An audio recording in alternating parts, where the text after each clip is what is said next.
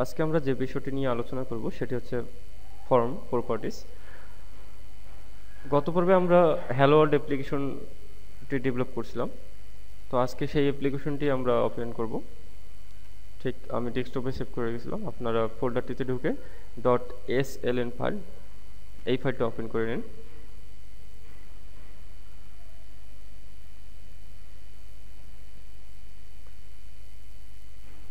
ঠিক আমাদের সেই সিম্পল অ্যাপ্লিকেশনটি যেটাতে আমরা হাই সাইদ আমি দেখাইছিলাম আমার নামটি, আপনাদের আরও একবার মনে করে দিই। ঠিক F5 প্রেস করে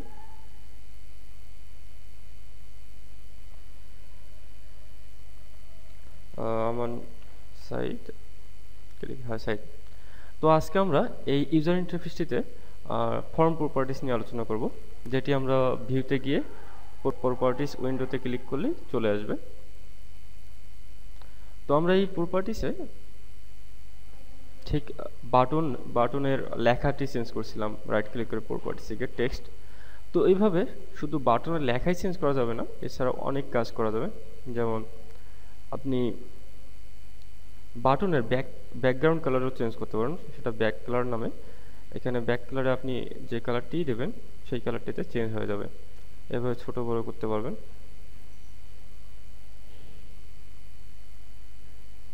তারপর আমরা চাচ্ছি যে বাটনের লেখার ফন্ট সাইজটি আমরা ছোট বড় করব। এখানে ঠিক ফন্ট নামে একটি অপশন আছে প্রপার্টিস উইন্ডোতে। ঠিক এখানে ফন্টে আপনি যে কোনো সাইজের লেখা দিতে পারেন। সাপোজ আমি 14 দিলাম, ঠিক লেখাটি বড় হয়ে গেল। এভাবে আপনি চাইলেই লেখার কালারও পরিবর্তন করতে পারেন। 4 কালার নামে যে অপশনটি আপনি দেখতে পাচ্ছেন, ঠিক এটিতে আপনি লেখার কালারও চেঞ্জ করে দিতে পারবেন। লেখার কালারটি একটু স্পষ্ট কালারে দিলে ভালো হবে। ঠিক আমরা এই ফর্মের ব্যাকগ্রাউন্ড কালারটাও চেঞ্জ করতে পারি। ঠিক আপনি এই যে কোনো জায়গায় ক্লিক করে আপনি এখানে ব্যাক কালারে চলে যান। ঠিক ব্যাক কালারে আপনি যে কোনো কালার দিতে পারেন। ঠিক ব্যাকগ্রাউন্ড কালারটিও চেঞ্জ হয়ে গেল।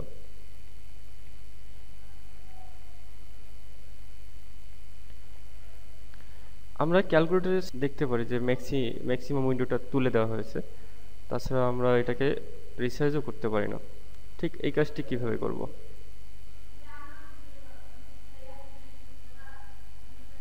এখানে কোনো রেঞ্জ বাড়ানোর কোনো অপশন নেই। ঠিক এই কাজটিও কিন্তু আমাদের উইন্ডোটি আমি দেখতে পাই যে এটাকে বড় ছোট করা যায়, ম্যাক্সিমাইজ করা যায়। ঠিক আমি চাচ্ছি যে আমি এটাকে কন্ট্রোল করব। ঠিক আপনি এই কাজটা ইজিলি করতে পারেন। ঠিক এখানে যে কোনো উইন্ডোতে ক্লিক করে ফর্মটিতে ক্লিক করে আপনি এখানে ম্যাক্সিমাইজ সাইজ নামে একটি অপশন দেখতে পাবেন। তার আগে আপনাকে সাইজ দেখতে হবে যে টোটাল ফর্মটার কতটুকু সাইজ। আর টোটাল ফর্মের সাইজটি দেখতে পারি 346 আর 171। ঠিক আপনি এটি কপি করে ম্যাক্সিমাম সাইজে আপনি এটা পেস্ট করে দিন। তাহলে আমাদের ম্যাক্সিমাম সাইজটা অতটুকুই থাকবে, এর চেয়ে বেশি হবে না। ঠিক আমি এটা পেস্ট করে দিলাম। এবার F5 প্রেস করে আপনি এখন দেখুন যে আপনার ফর্মটি আর বাড়তেছে না, ঠিক ক্যালকুলেটরের মতো, যে এটা যেমন বাড়তেছে না।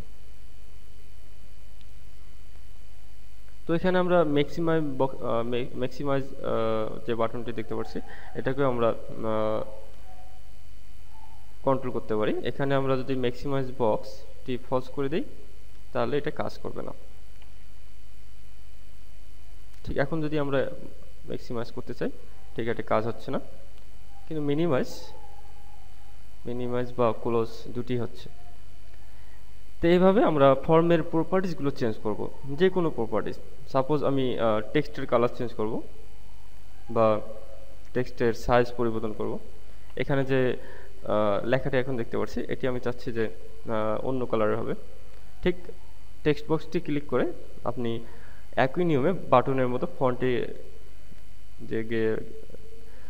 যে সাইজটি বাড়িয়ে দিন। 4 কালার চেঞ্জ করতে চাইলে 4 কালার চেঞ্জ করুন।